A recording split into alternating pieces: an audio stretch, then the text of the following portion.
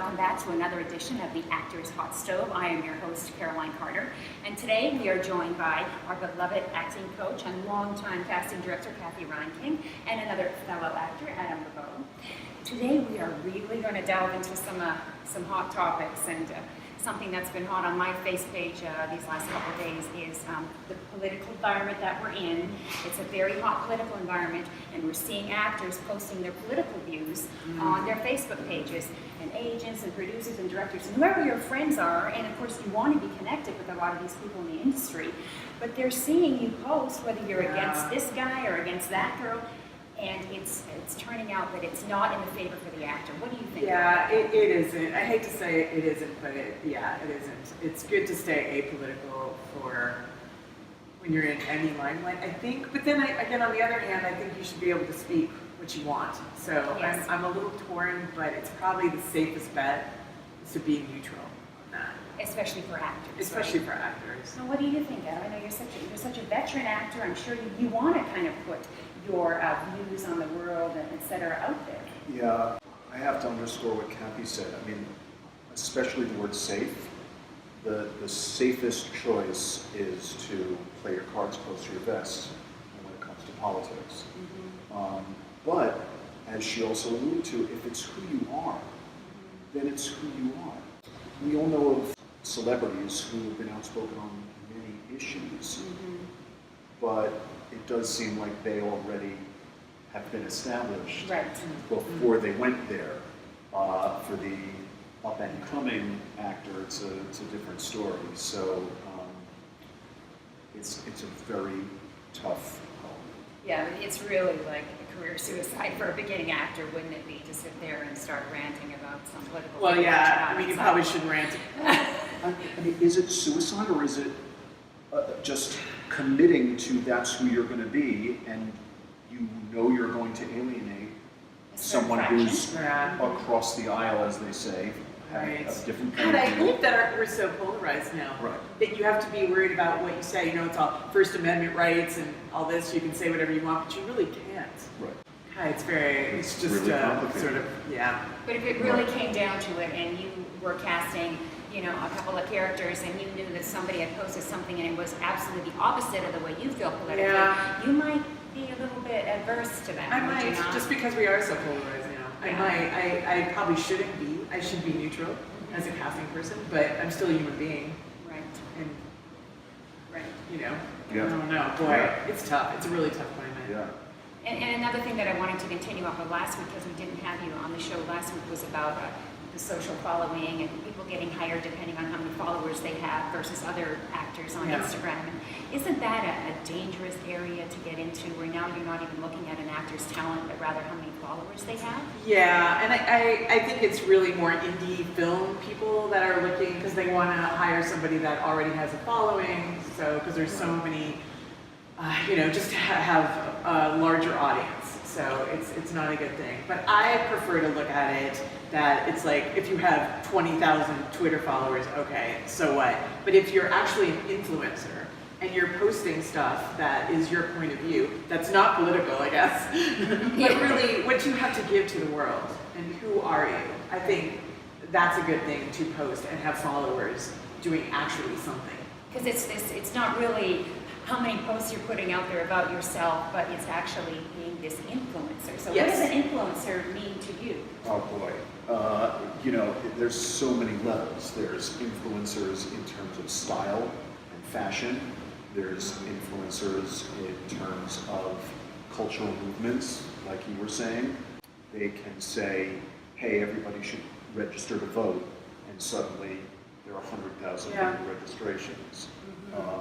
There are influencers as far as taste in our industry, you know, saying, yo, peeps, everybody should watch this show, or check out this movie, and boom, it becomes a sensation. So there's influencers in many avenues. So it's hard to say exactly what one is, other than what the word implies, is that when they talk, people listen.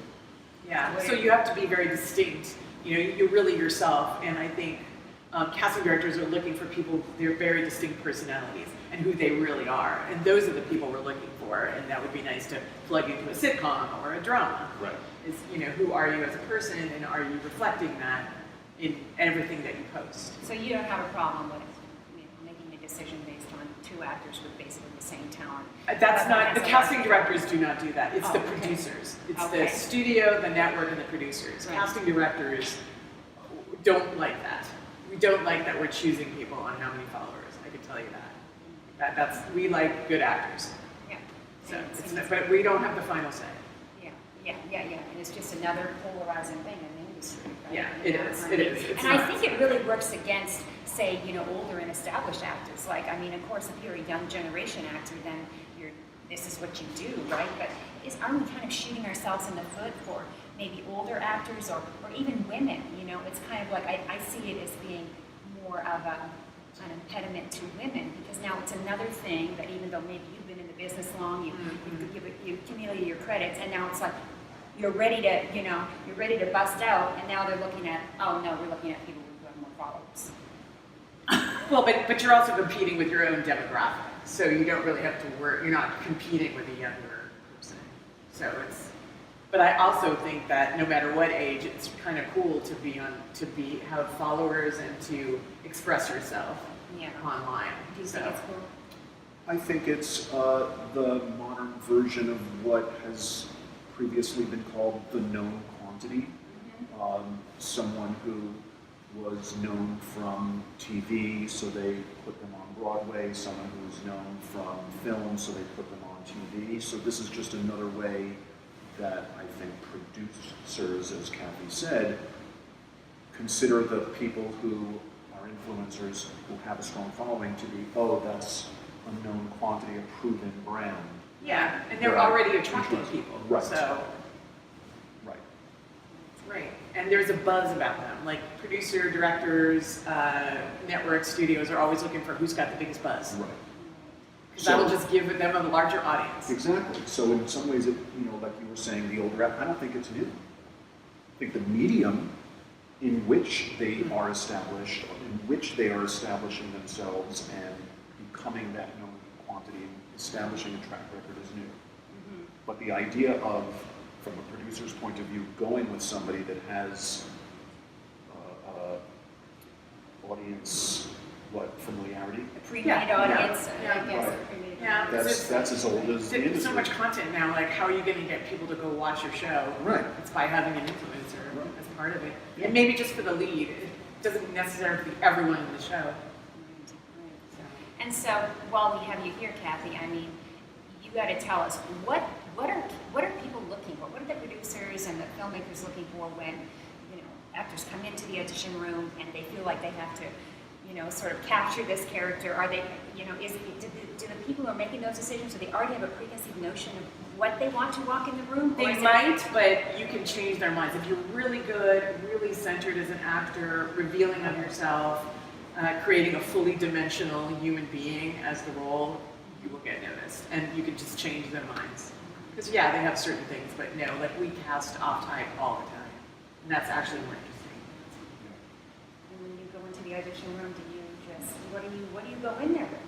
What do you try to wow them with? Wowing is a tall order. You have to fully commit to your best work in that moment. And having been also on the other side of the table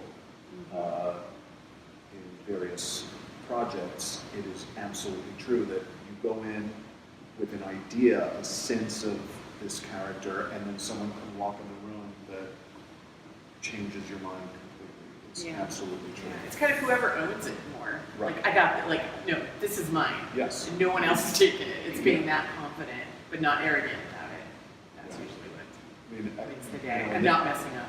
This idea is, And remembering your lines. That's a big deal. this idea is not original. I've heard many actors say it, John Cusack, etc., that the person on the other side of the table, the producer, the casting director, has a problem. I have to be the solution. Right. That's it. Be the solution. Be the solution to their problem. Yeah. And we just want brilliant actors who are not needy and can Yeah. maintain Good luck. themselves. I know. All right. Well, thank you so much, Cathy and Adam, for joining me this week, and hopefully we'll come back on the Actors Hot Stove next week and have more solutions for actors.